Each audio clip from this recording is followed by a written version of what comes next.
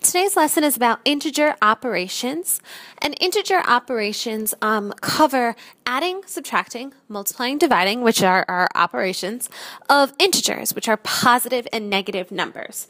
So there's two kind of definitions that would go with integer operations. As we look at our foldable today, just pay attention to where the information is being recorded so that you have enough room to write some notes. We will be adding some notes over to the side about the law of large numbers. So it's important to have room to do that. As you go, we're going to start with the operation all the way to the left-hand side. And the operations are going to include addition, subtraction, multiplication, and division.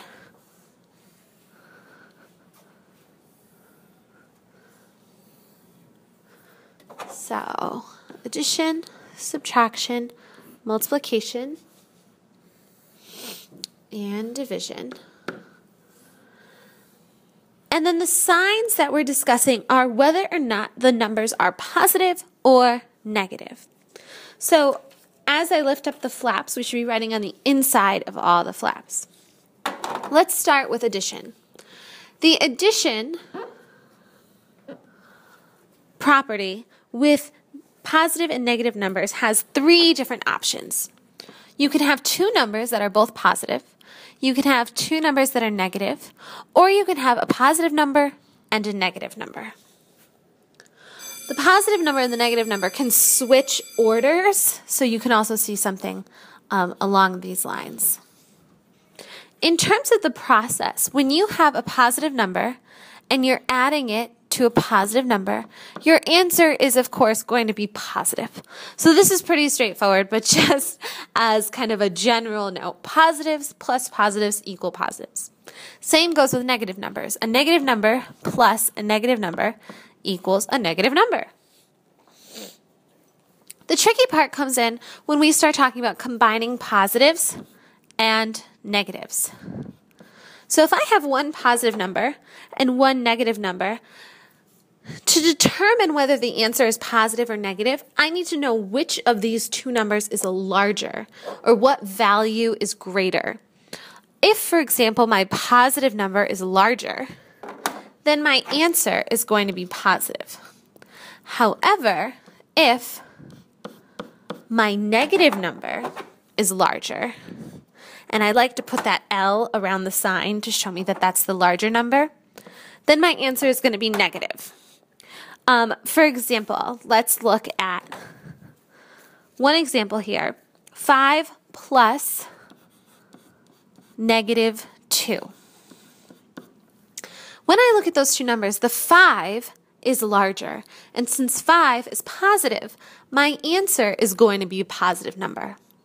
In order to solve this equation, I have to use the law of large numbers, which tells me that I take the larger number, I subtract the smaller number, and I keep the sign of the larger number. In this case, that would be 5 minus 2 equals 3. Another example would say 7 plus negative 9. The negative 9 is my larger value, so my answer is going to be negative. However, I'm still going to start with the large number, which is 9, and subtract the smaller number, which is 7. So my answer is negative 2. Both of these problems really demonstrate the law of large numbers. So let's look at that.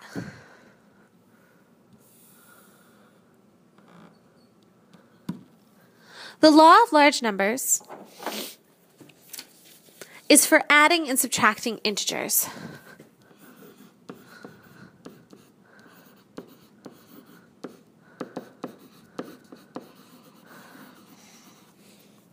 And like I mentioned before, let's take an example problem.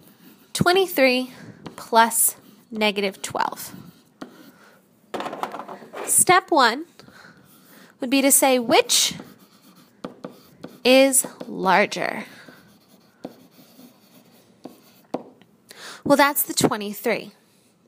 So the 23 is going to go on the top of my subtraction problem, while the 12 goes on the bottom. My answer is also going to be positive because that's the sign of the larger number.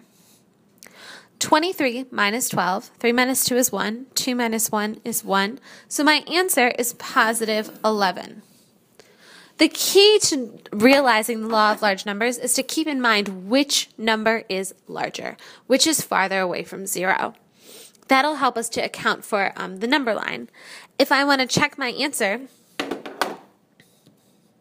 if I'm starting all the way at positive 23,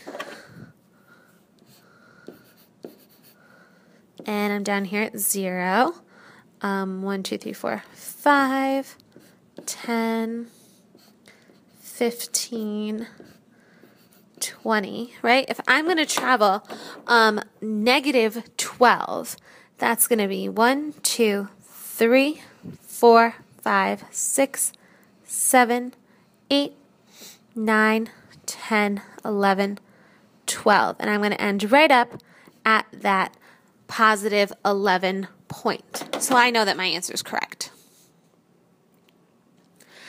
Let's move on to subtraction. In terms of subtraction problems, we are also going to use the law of large numbers. And instead of looking at a negative sign as a negative sign, we're going to look at it as a subtraction.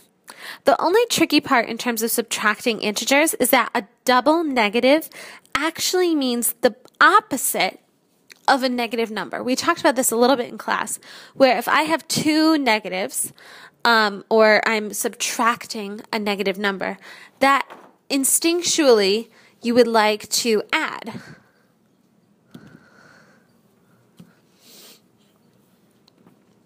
So if I was going to write out all of my signs, I would start with a positive and a positive, a negative and a negative, and then of course a positive and a negative, just like we did before. When subtracting a positive number minus a positive number, most chances are I'm going to get a positive number, especially if the first number is larger than the second. However, if I'm subtracting a positive from a positive and my second number is larger, my answer is going to be negative. These are both instances in which the law of large numbers would help. Same holds true for negative numbers. Negative minus a negative depends on which number is larger.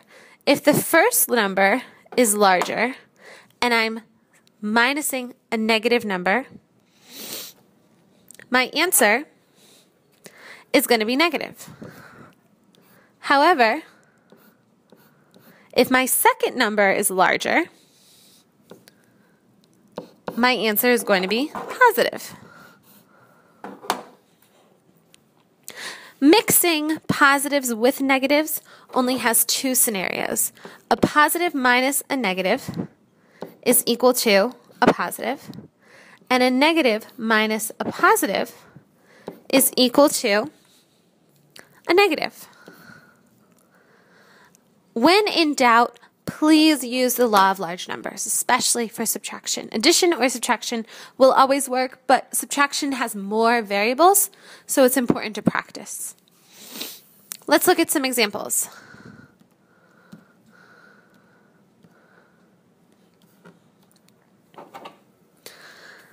Seven minus 4 equals 3.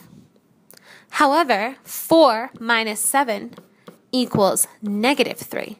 That's an example of how two positive numbers can still give you a negative answer. Negative 5 minus negative 2 would equal negative 3. But negative 2 minus negative 5 equals 3. Again, law of large numbers.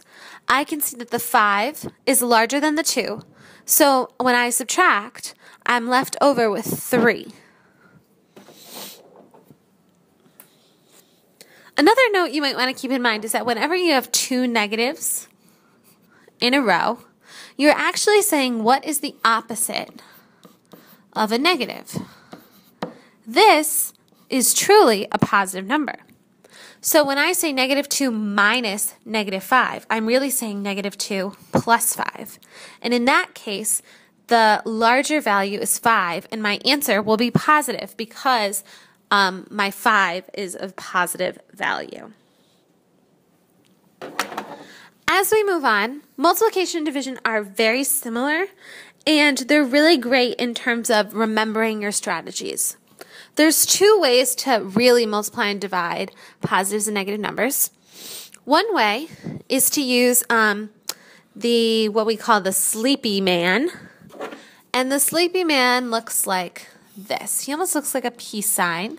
And he has two sleepy eyes. And his mouth is kind of pursed, right? And the reason for the sleepy man is that it helps you to identify whether your answer is going to be positive or negative. You're always going to multiply and divide just the way you normally do. So 5 times 2 is 10. Negative 5 times negative 2 is 10. Negative 5 times 2 is negative 10. You're always going to multiply. So the answer is always going to be the same. However, determining whether the answer will be positive or negative, you can use the sleepy man. So if my 5 is positive and my 2 is negative, then my answer is going to be negative. That's the last sign left in my sleepy man.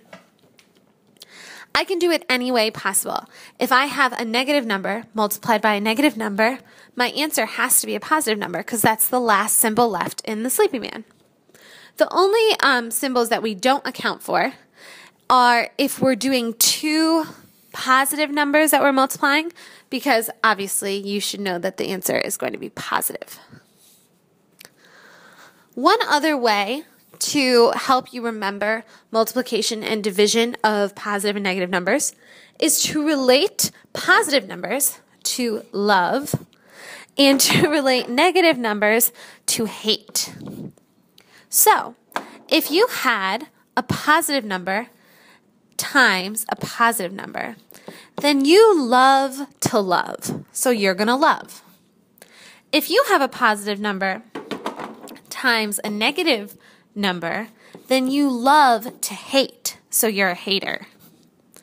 If you have a negative number times a positive number, then you hate love, so you're still a hater. Or if you have a negative number and a negative number, then you hate to hate, so you love. That's another cool memory trick to help remember positive and negative numbers in terms of multiplication and division. The addition and subtraction will come in practice, and we will really spend a lot of time reviewing those processes. But so just review your notes and try too hard not to stress out or feel like it makes sense or it's a little confusing. It will all come, and we'll spend a lot of time on this in class.